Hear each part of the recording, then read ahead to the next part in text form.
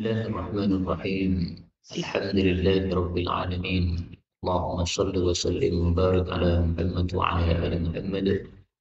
اللهم انفعنا بما علمتنا وعلمنا ما ينفعنا وزدنا علما وبارك لنا بعلمنا وارزقنا الإخلاص في القول والعمل كاملا وعلما نافعا لا ينسى وتوفيقا دائما وصحة ويقين وعافية. اللهم يسر لنا أمورنا. اللهم يسر لنا أمورنا. اللهم يسر لنا أمورنا. آمين يا رب العالمين. Alhamdulillah kaum muslimin rahimahullah.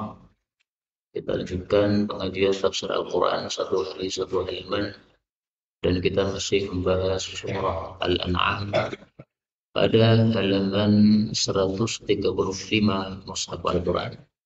Surat Al-An'am ayat 60 sampai 68 insyaallah taala. أعوذ بالله السميع العليم من الشيطان الرجيم من همزه ونفخه ونفثه.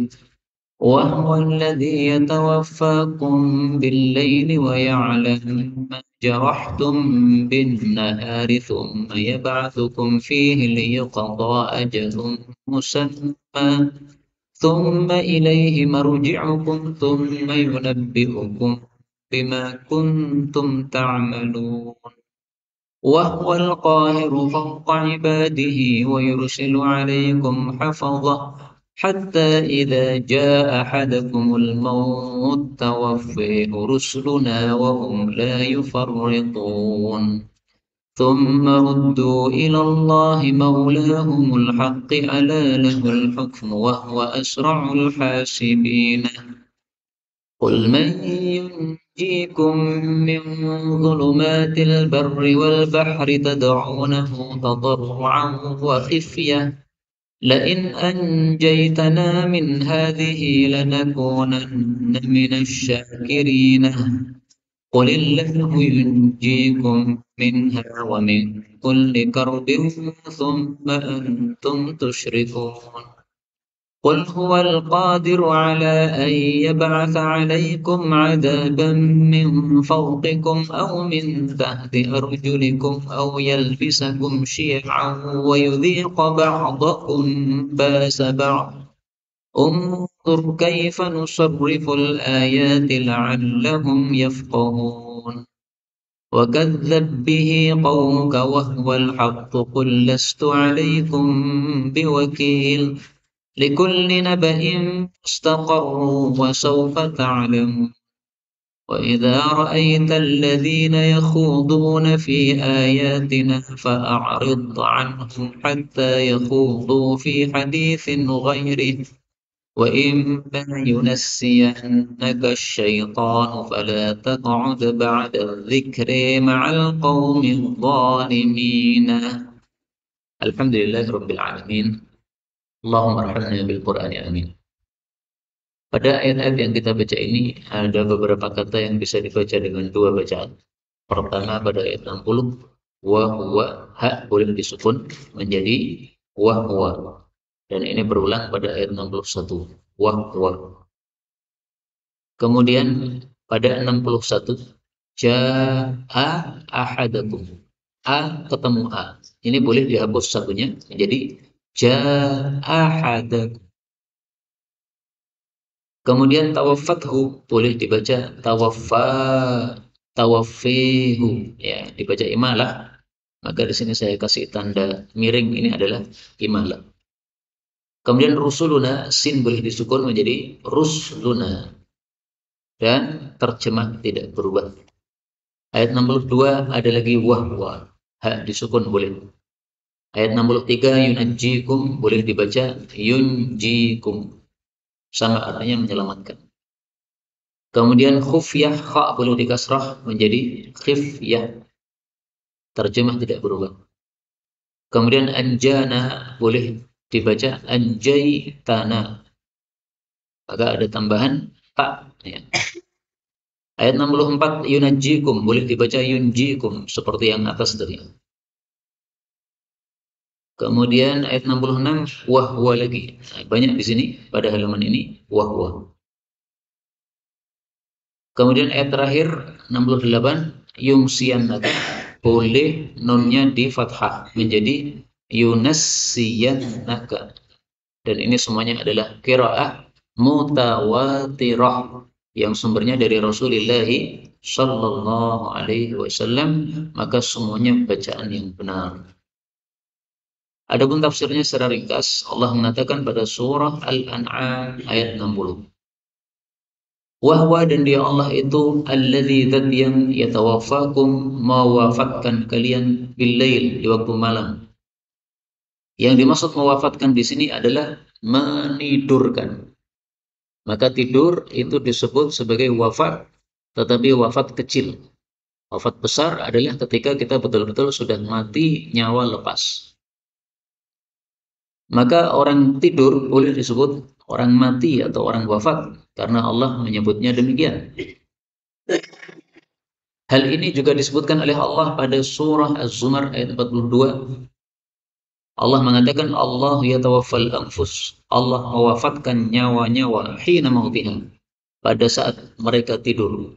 Wallati lam tamut fi manamiha, hina mautiha, ketika sudah tiba waktu matinya. Wallati lam tamut fi manamiha, adapun yang belum tiba waktu matinya, dimatikan pada waktu tidurnya. Maka tidur adalah wafat kecil. Kemudian Allah mengatakan, wa ya'lamu, dan Allah mengetahui ma jarahtum, apa yang kalian lakukan bin nahar, di waktu siang. Maksudnya manusia oleh Allah Subhanahu wa taala diberi kesempatan untuk beramal, diberi kesempatan untuk istirahat. Istirahat di malam hari, beramal di siang hari. Tapi ini tidak wajib. Ada orang yang siang harinya istirahat, kemudian malamnya malah membuka nggak ada masalah. Tidak melanggar ayat Al-Quran. Karena ini maksudnya kebiasaan manusia seperti itu. Sebagaimana disebutkan oleh Allah pada surah An-Naba ayat 10 dan 11. وَجَعَلْنَا اللَّيْلَ لِبَاسًا, kami jadikan malam sebagai pakaian. وَجَعَلْنَا النَّهَارَ مَعَاشًا, kami jadikan siang sebagai tempat mencari penghidupan. Ini rata-rata orang seperti itu. Tapi tidak ada masalah kalau seandainya mencari uangnya di malam hari. Allah mengatakan tsumma yab'atsukum, kemudian Allah membangkitkan kalian fihi, padanya. Padanya ini pada apa ini? Nah, ini bisa dikembalikan kepada siang. Allah membangkitkan kalian di siang hari. Artinya setelah malam hari kalian tidur, maka siang hari dibangunkan oleh Allah Subhanahu wa taala. Atau boleh dikembalikan kepada tidur, ya. Ya ba'atsukum, Allah membangkitkan kalian fihi, dalam tidur tadi.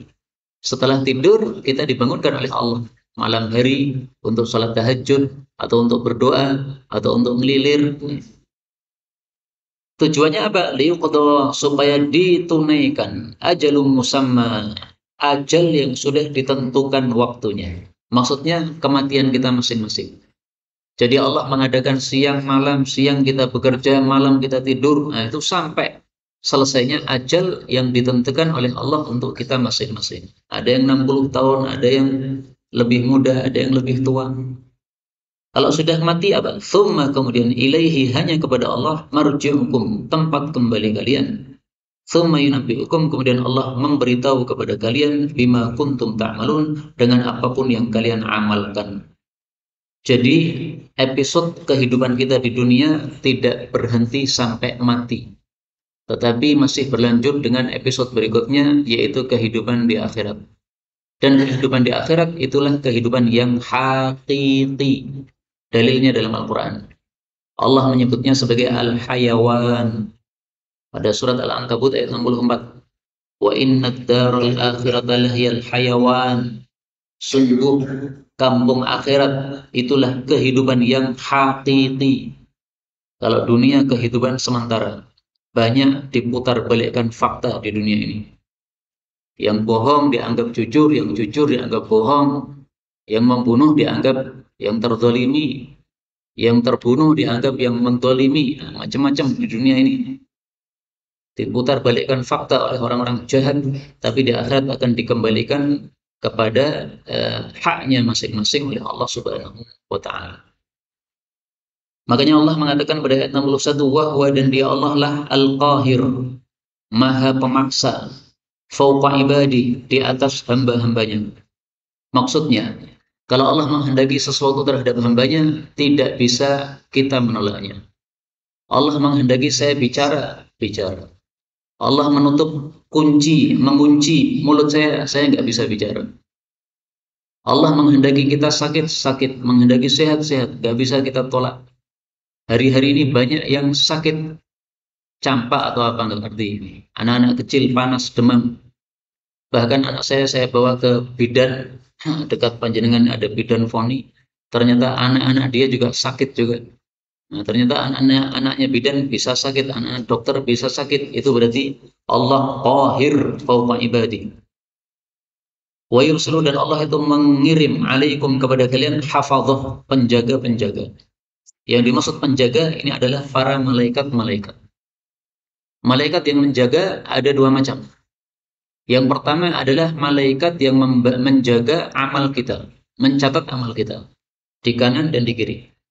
Amal baik dicatat oleh malaikat kanan, amal buruk dicatat oleh malaikat kiri.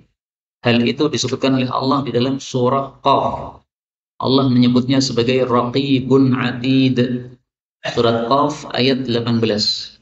Ma yalfidhu min qawlin illa ladaihi raqibun atid.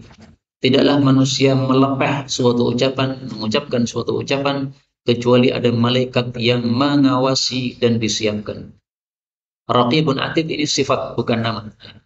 Jadi salah kalau dianggap yang kanan raqib, yang kiri atid, salah. Yang kanan raqib atid, yang kiri juga raqib atid. Karena itu sifat.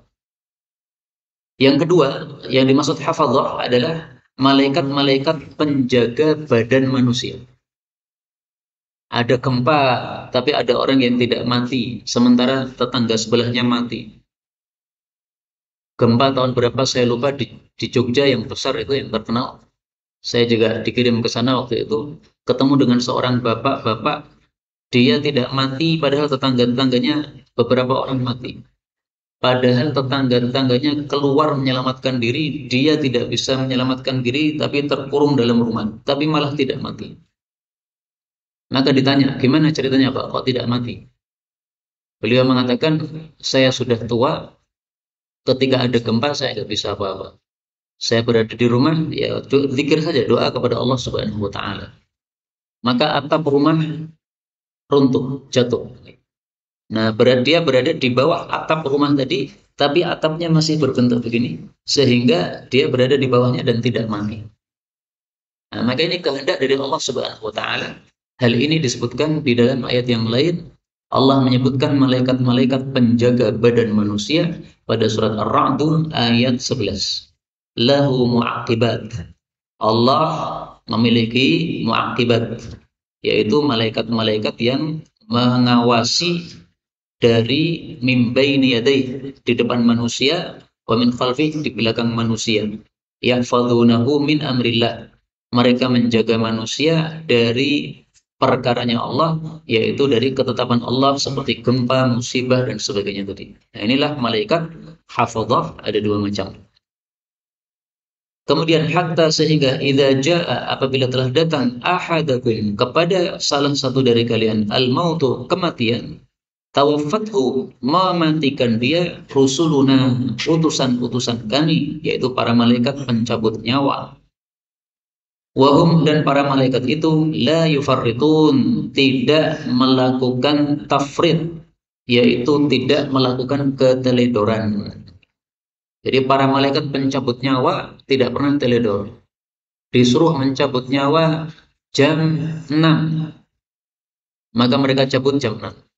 Tidak akan telat 1 detik, apalagi 1 menit. Disuruh mencabut nyawa di Masjid Abdin, nggak akan pindah ke masjid yang lain. Maka ada seorang pengikutnya Nabi Sulaiman dipelototi oleh malaikat maut yang merupakan temannya Nabi Sulaiman alaihissalam. Malaikat maut datang dalam bentuk manusia. Kemudian orang yang dipelototi oleh malaikat maut ini tanya kepada Nabi Sulaiman, tadi ada tamu melototi saya, siapa dia? Dijawab oleh Nabi Sulaiman, dia tadi adalah teman saya malaikat maut, datang dalam bentuk manusia. Nah, maka setelah itu karena ketakutan dia minta izin kepada Nabi Sulaiman untuk melancong ke India supaya dia bisa menenteramkan hatinya. Karena ketakutan dipelototi malaikat maut. Akhirnya diizinkan oleh Nabi Sulaiman, dipinjami anginnya Nabi Sulaiman, silahkan pergi ke India, ya, santai dulu sana, ngelencer. Nah, setelah itu malaikat maut balik lagi kepada Nabi Sulaiman karena tugasnya sudah selesai. Maka ditegur oleh Nabi Sulaiman, kamu kalau datang ke sini jangan melototi teman-teman saya, ketakutan. Maka malaikat maut mengatakan, saya melototi dia karena saya heran.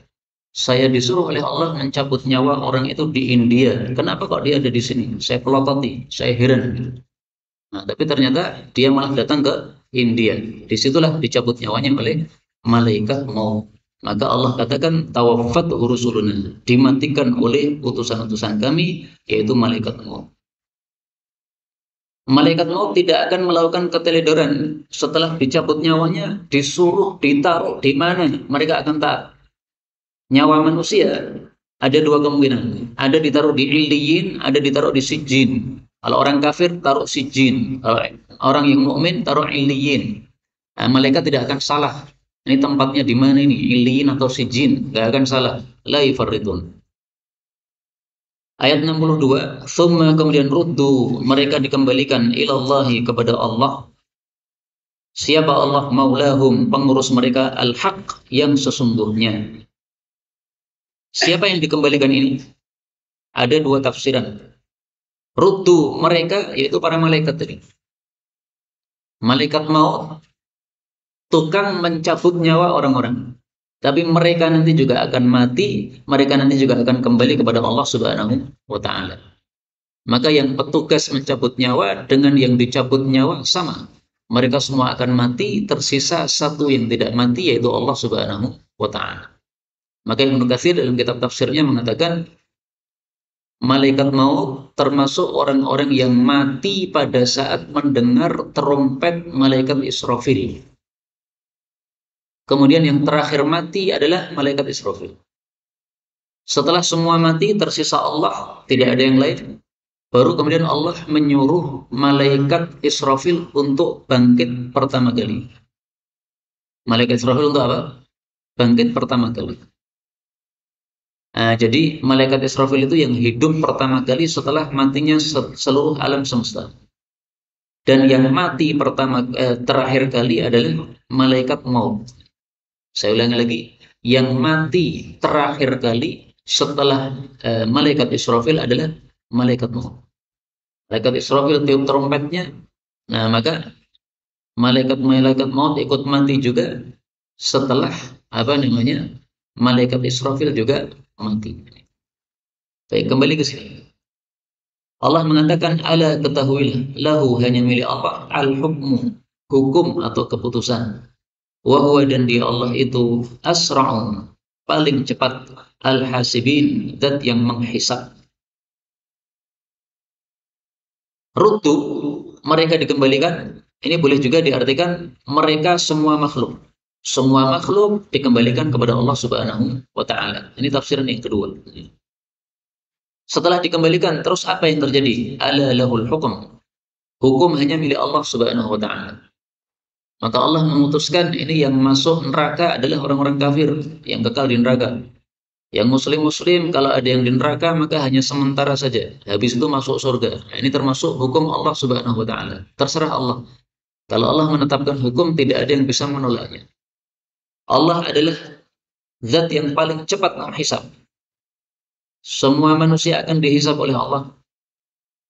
Dari Nabi Adam sampai dengan orang akhir zaman. Kecuali yang diperkecualikan oleh Allah yang tanpa hisab. Yang tidak diperkecualikan semuanya akan dihisab. Nah, menghisab seluruh manusia sebanyak itu butuh berapa jam lamanya? Allah katakan Allah itu zat yang paling cepat dalam menghisab. Maka Ibnu Katsir mengatakan Allah menghisab seluruh makhluk seperti menghisab satu orang nyawa. Allah menciptakan seluruh makhluk seperti menciptakan satu nyawa. Allah mematikan seluruh makhluk, membangkitkan seluruh makhluk seperti membangkitkan satu nyawa. Sebagaimana disebutkan pada surah Luqman ayat 28. ma khalqukum wala ba'tsukum illa kanafsin wahidah. Tidaklah membangkitkan kalian semua, tidaklah menciptakan kalian semua kecuali seperti menciptakan dan membangkitkan satu nyawa saja. Bagi Allah sungguh mudah, cukup mengatakan kun, selesai. Ayat 63. Qul, katakanlah wahai Nabi, man, siapakah, yunjikum, yang menyelamatkan kalian, min dhulumatil barri, dari kegelapan-kegelapan di darat, wal bahri, dan laut, tad'unahu, yang kalian berdoa kepadanya, tadarruan, dalam keadaan tadarru', menampak-nampakkan ketundukan, ya, dengan suara yang keras, teriak-teriak kepada Allah, wa khifyatan, dan dengan sembunyi-sembunyi atau samar-samar, dengan suara yang lirih, yang tidak didengar orang, yaitu mengatakan, la in anjaitana, sungguh jika engkau menyelamatkan kami wahai Allah, min hadhihi, dari ini, yaitu kegelapan-kegelapan atau kesusahan-kesusahan ini, lanakunanna, sungguh betul-betul kami akan menjadi minasyakirin, termasuk orang-orang yang syukur. Ini pertanyaan dari Allah kepada orang-orang kafir supaya orang kafir mikir. Karena orang kafir itu mereka menyembah Allah tapi secara syirik. Mereka punya 7 Tuhan. Yang 1 katanya di langit, yang 6 katanya di bumi. Nah, ketika ada masalah besar, mereka melupakan semua Tuhan yang di bumi, tapi mereka hanya kembali kepada Tuhan yang di langit, yaitu Allah. Maka Allah menyuruh mereka berpikir, siapa yang bisa menyelamatkan kalian dari kegelapan-kegelapan? Maksudnya kegelapan adalah kesulitan-kesulitan. Jadi orang Arab menyebut kesulitan dengan istilah apa? Kegelapan. Meskipun waktu itu terang benderang. Ada gempa, ada tsunami, meskipun terang benderang, itu disebut kegelapan karena kesulitan hidup. Siapa yang bisa menyelamatkan kalian seperti itu? Yang kalian itu berdoa kepadanya, kalau engkau selamatkan kami, maka kami akan bersyukur. Tapi nyatanya tidak. Setelah mereka diselamatkan oleh Allah, mereka kembali syirik kepada Allah Subhanahu wa Ta'ala. Sebagaimana disebutkan dalam ayat yang lain, Allah Subhanahu wa Ta'ala mengatakan, la in kashafta 'anna ar-rijza lanu'minanna laka wa lanursilanna ma'aka bani Israil. Ini yang dilakukan oleh umatnya Fir'aun yang kafir. Mereka mengatakan, wahai Musa, doakan kepada Allah. Kalau Allah menyingkapkan siksa ini dari kami akan beriman. Tapi apa yang terjadi? Falamma kashafna 'anhum ar-rijza ila ajalin hum balighu idza hum yankuthun. Siksa dilepas oleh Allah, ternyata mereka merusak janji mereka, tidak beriman tapi malah kafir kepada Allah Subhanahu wa Ta'ala. Kaum muslimin rahimani wa rahimakumullah, dari ayat ini kita ambil pelajaran bahwa jangan seperti orang-orang kafir kita ini yang hanya ingat Allah ketika ada masalah. Ketika hidupnya longgar, tidak ada masalah, maka lupa kepada Allah Subhanahu wa Ta'ala. Ini bukan sifat orang beriman, ini sifatnya orang-orang kafir. Bagaimana sifatnya orang beriman? Rasulullah Shallallahu Alaihi Wasallam bersabda, "Ta'arraf ilallahi firraha'i ya'rifka fisyiddah." Ingatlah kepada Allah pada saat longgar, niscaya Allah juga akan mengingat engkau pada saat engkau susah. Hadis riwayat Abul Qasim, derajatnya sahih. Ayat 64. Qul, katakanlah, Allah itu yunjikum, menyelamatkan kalian, minha, dari kesulitan-kesulitan tadi. Wa min kulli karbin, dan dari setiap kesusahan. Tsumma, kemudian antum, kalian itu tusyrikun, syirik. Maksudnya setelah kesulitan selesai, setelah diselamatkan oleh Allah, maka kalian menjadi syirik lagi kepada Allah Subhanahu wa Ta'ala. Seperti yang sudah saya jelaskan tadi. Dan di sini menunjukkan bahwa yadhkurunallaha fid-dharra wa yansunahu fis-sarra. Orang-orang kafir hanya ingat Allah pada saat susah, tapi lupa kepada Allah pada saat senang. Nah, orang muslim tidak boleh seperti itu sifat hanya cocok untuk orang-orang kafir saja. Al-karb itu artinya adalah kesusahan. Di dalam Islam kita diajarkan oleh Nabi Shallallahu Alaihi Wasallam apabila mengalami kesusahan, maka wirid apa yang kita baca? Rasul Shallallahu Alaihi Wasallam bersabda, "Ala u'allimuki kalimatin, maukah saya ajari kamu beberapa kalimat? Kalimatnya ringan, sedikit, mudah dihafalkan. Taquluhunna indal karb, taqulinahunna indal karb, yang kamu bisa mengucapkannya pada saat susah, yaitu Allahu Rabbi la usyriku bihi syai'a." Ini diulang-ulang terus pada saat orang susah, maka akan cepat dibereskan oleh Allah Subhanahu wa taala.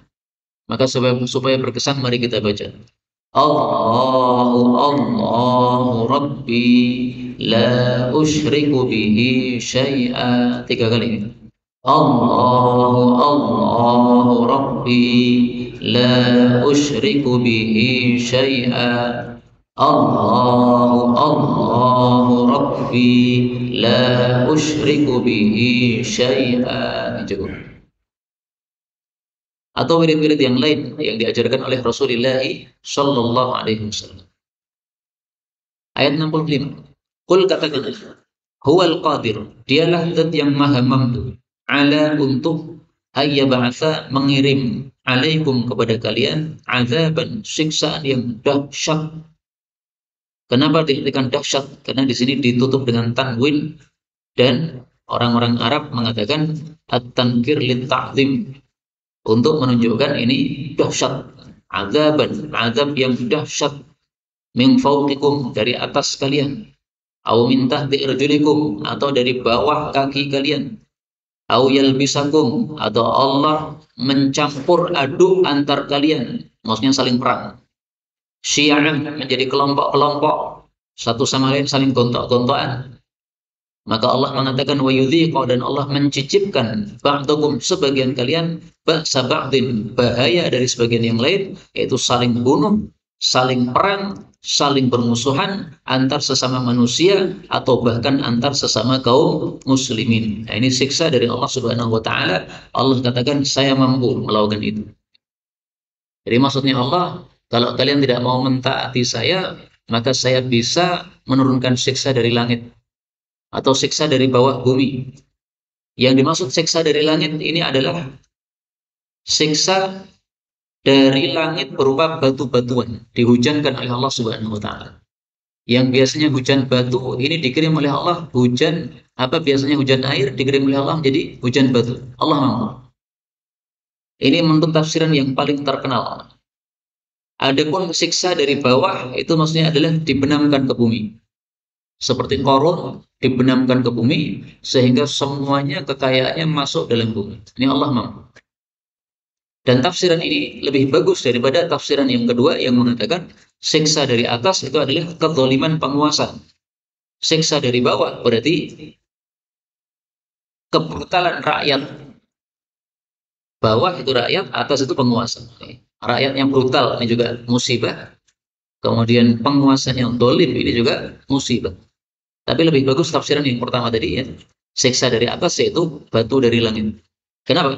Karena sesuai dengan surat Al-Mulk ayat 16-17. A'amintum man fis sama'i ay yakhsifa bikumul ardh. Apakah kalian merasa aman terhadap zat yang ada di atas langit, yaitu Allah, untuk membenamkan kalian ke dalam bumi? Nah, ini siksa dari bawah. Am amintum man fis sama'i yursila 'alaikum hasiba. Apakah kalian merasa aman bahwa Allah yang di atas langit akan mengirimkan kerikil dari atas? Ini berarti siksaan dari langit. Nah, Allah mampu semuanya. Kaum muslimin rahimani wa rahimakumullah, ketika turun ayat ini, apa yang Nabi lakukan? Diriwayatkan oleh Imam Bukhari dari Jabir radhiyallahu anhu, dia mengatakan, tatkala turun ayat ini, maka Rasul sallallahu alaihi wasallam ketika mendengar adzabam min fawqikum, dikirim siksa dari atas, maka Rasulullah mengatakan, a'udzu biwajhik, aku berlindung dengan wajahmu dari siksa tersebut. Allah mengatakan au min tahti arjulikum, atau siksa dari bawah. Nabi mengatakan a'udzu biwajhik, aku berlindung juga. Kemudian Allah mengatakan au yalbisakum syi'a, maka Rasulullah mengatakan hadza ahwan, Ini siksa yang ketiga ini lebih ringan. Maka dikabulkan oleh Allah Subhanahu wa taala bahwa umat Islam ini siksaannya salah satunya adalah saling perang antar sesama muslimin. Jadi saling perang antar kaum muslimin. Ini merupakan siksa dari Allah. Kenapa Allah menyiksa kaum muslimin dengan cara tersebut? Karena kaum muslimin tidak mentaati aturan Allah Subhanahu wa taala. Aturan Allah yang mana yang tidak kita taati? Bukankah kita sholat 5 waktu setiap hari? Bukankah kita puasa Ramadan setiap tahun? Bukankah kita haji kalau mampu haji? Nah, maka ketahuilah bahwa aturan Allah sangat banyak dan yang paling dahsyat dilanggar wallahu alam adalah hukum-hukum Allah Subhanahu wa taala. Penguasa mana yang menegakkan hukum Islam secara sempurna?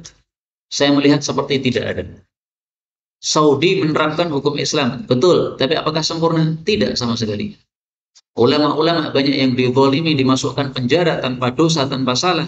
Ini berarti tidak menegakkan hukum Islam. Di Indonesia mana ada potong tangan bagi pencuri?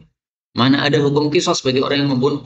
Nah, ini semuanya adalah kesalahan umat Islam tidak mentaati hukum-hukum yang sudah diatur oleh Allah Subhanahu wa taala, menyebabkan Allah turunkan siksa berupa salah satunya ini tadi, yalbisakum syi'a. Umat Islam dibikin hatinya tidak satu, akhirnya saling perang antara mereka. Alhamdulillah kalau di Indonesia kita tidak terbiasa bawa senjata pistol sehingga tidak banyak di antara kaum muslimin yang mati. Kalau di Yaman katanya banyak yang mati gara-gara perang sesama kelompok, sesama muslim, padahal mungkin yang satunya adalah Sunni, yang satunya Syi'i. Nah, di Indonesia ada orang-orang Syiah sesat, ada Ahlu Sunnah lebih banyak, tapi tidak saling bunuh. Paling-paling perang-perang hanya perang mulut dan sebagainya. Tidak ada saling bunuh. Nah, ini termasuk siksaan dari Allah Subhanahu wa taala. Alhamdulillah di negara kita masih agak ringan, yaitu hanya paling perang mulut saja dan jotosan tidak sampai bunuh-membunuh. Rasul sallallahu alaihi wasallam bersabda, "Ummati ummatun marhumah." Umatku adalah umat yang dirahmati oleh Allah. Laisa 'alaiha 'adzabun fil akhirah. Tidak diberikan siksa di akhirat. Maksudnya tidak kekal di neraka. Innama 'adzabuha fid dunya. Siksaannya diberikan di dunia. Al-fitan, yaitu fitnah-fitnah. Maksudnya saling bunuh antar umat Islam. Waz-zalazil, gempa-gempa. Wal qatl, dan dibunuh oleh musuh, oleh orang-orang kafir. Wal balaya, dan musibah-musibah. Nah, jadi Allah menyegerakan siksa kita tidak diberikan di akhirat, tapi diberikan di dunia. Supaya nanti di akhirat kita tidak disiksa lagi oleh Allah Subhanahu wa taala. Salah satu siksanya apa? Allah jadikan hati umat Islam ini tidak bersatu, akhirnya kemudian saling perang antar mereka. Itu siksa dari Allah. Kalau Allah memberikan rahmat kepada kita, umat Islam tidak akan perang begitu. Umat Islam akan saling menghormati antar mereka. Beda isi kepala, nggak masalah, yang penting hatinya sama. Tapi ini jangan kita turuti. Oh, kalau begitu boleh kita berperang sesama muslim. Malah ini menggugurkan dosa-dosa kita. Tidak begitu. Perang sesama muslim bukan menggugurkan dosa, tapi perang sesama muslim malah menambah dosa. Karena Rasulullah mengatakan kita kufur. Perang sesama muslim adalah kafir. Kemudian Allah mengatakan, "Ungdur, perhatikanlah, kaifa, bagaimana nusarriful ayat. Kami telah menjelaskan ayat-ayat, yaitu ayat-ayat Quran, la'allahum yafqahun, supaya mereka itu memahami." Jadi ayat-ayat ini diturunkan oleh Allah supaya kita memahami. Maka adanya majelis tafsir seperti ini tujuannya apa? Supaya yafqahun, supaya paham. Nah, kalau paham ya diamalkan tentu saja. Nah, maka yang kita pahami dari ayat 65 tadi, termasuk siksa Allah adalah umat Islam saling perang antar mereka, saling bermusuhan. Maka bagaimana pengamalan kita terhadap ayat ini? Jangan saling bermusuhan antar muslimin. Jangan saling serang antar muslimin. Silahkan beda isi kepala, silahkan. Tapi hatinya masih bersatu. Yang menyuruh seperti itu bukan saya. Yang menyuruh adalah Allah Subhanahu wa ta'ala. Wa'tasimu bihablillahi jami'an wa la tafarraqu. Pegang teguhilah tali Allah, yaitu agama Islam ini, dengan berjamaah, jangan bercerai-berai. Apa maksudnya berjamaah? Salah satu tafsiran jami'ah adalah ijtima'ul qulub, hatinya itu bersatu. Hatinya tidak saling memusuhi. Wala tafarraqu, jangan bercerai-berai. Salah satu tafsirannya jangan bercerai-berai adalah iftiraqul qulub, hatinya bercerai-berai. Satu ngalor satu ngidul, sehingga ketika sesama muslim berjumpa melengos, tidak mau salam. Kalau salam tidak mau jawab. Ini namanya tafarraqu. Adapun kalau beda isi kepala, beda pendapat tidak masalah, tidak dilarang oleh Nabi SAW. Para sahabat sejak dulu juga beda isi kepala, tapi hatinya masih satu. Nah, itu yang diperintahkan oleh Allah Subhanahu wa taala. Ayat 66. Wa kadzdzaba bihi, dan mendustakan terhadap Al-Qur'an qaumuka, qaummu, yaitu orang-orang Quraisy. Wa huwa, padahal Al-Qur'an adalah al-haqqu, kebenaran. Karena semua yang datang dari Allah adalah kebenaran. Qul, katakanlah wahai Nabi, lastu, bukanlah saya alaikum terhadap kalian biwakil, orang yang ditugasi menjaga amal kalian. Saya bukan orang yang ditugasi mengawasi amal kalian. Tidak. Tugas saya hanya menyampaikan. Kalian kafir atau iman, urusan sama Allah Subhanahu wa taala, bukan urusan saya. Saya nggak ambil pusing. Jadi kamu dustakan, terserah kamu. Kalau pengen masuk neraka, dustakan aja terus. 67. Likulli naba'in, untuk setiap berita. Maksudnya berita yang disampaikan oleh Allah mustaqarrun, ada hakikatnya. Wasaufa, dan akan ta'lamun, kalian mengetahui. Maksudnya semua berita yang disampaikan oleh Allah ada hakikatnya, pasti terjadi. Tapi waktunya nunggu sampai ditetapkan oleh Allah. Misalnya Allah mengancam turunnya siksa dari langit, ya, ada waktunya, pasti terjadi. Allah mengancam adanya neraka, pasti terjadi, tetapi nanti nunggu ya sampai datang waktunya. Itulah makna saufa ta'lamun. Kalian akan tahu bagaimana nanti ketika datang siksa Allah Subhanahu wa taala, siapa yang benar, siapa yang salah. Apakah kamu yang salah ataukah kami umat Islam yang salah? 68. Wa idza, dan apabila ra'aita, engkau melihat alladzina, orang-orang yang yakhuduna, mereka itu mencemooh fi ayatina, terhadap ayat-ayat kami, fa'rid anhum, maka berpalinglah dari mereka, hatta yakhudu, sehingga mereka berbincang-bincang fi haditsin ghairi, di dalam ucapan selainnya. Ayat ini menunjukkan bahwa kalau kita mendengar ayat-ayat Allah dilecehkan, maka tidak boleh kita duduk di majelis pelecehan ayat tadi. Kita harus pergi. A'rid, berpaling, maksudnya pergi. Jadi berpaling ini bukan lengos saja, bukan, tapi suruh pergi. Sebagaimana disebutkan oleh Allah dalam ayat yang lain. Wa idza sami'tum ayatillahi yukfaru biha wa yustahza'u biha fala tat'udu ma'ahum. Jangan duduk sama mereka, berarti harus pergi. Kalau nikat gimana? Innakum idzam mithluhum. Kalau begitu kalian seperti mereka, yaitu sama-sama dosa. Maka dari ayat ini para ulama ambil kesimpulan, kalau ada maksiat di satu tempat, kita ikut nimbrung di situ padahal tidak melakukan maksiat, tetap dosa. Ada di situ dihidangkan saren. Saren itu apa? Darah itu ya. Nah, maka kita nongkrong di tadi. Kita nggak ikut makan sarennya, kita makan gorengan dan minum teh dihe itu. Dosa, haram. Tehnya nggak haram, tapi duduknya kita haram. Nah, ini karena sudah waktu isya, kita tutup dengan hadis Nabi SAW. Rasulullah SAW bersabda, barang siapa yang beriman kepada Allah dan hari akhir, fala yajlis, maka jangan duduk pada satu meja makan yang diedarkan padanya minuman keras. Hadis riwayat Tirmidzi. Kalau nikah berarti kita bersama mereka dalam dosa. Alhamdulillah. Allah mengatakan, wa imma, dan ada kalanya yumsiyannaka syaitan, setan membuat kamu lupa sehingga kamu lupa, akhirnya duduk bersama mereka. Fala taq'ud, maka jangan duduk lagi ba'da dzikra, setelah ingat, ma'al qaumidz zalimin, bersama orang-orang yang zalim. Inilah yang dapat disampaikan, benar dari Allah. Kalaupun ada salahnya, astagfirullahaladzim li wa lakum, walhamdulillahirabbil alamin.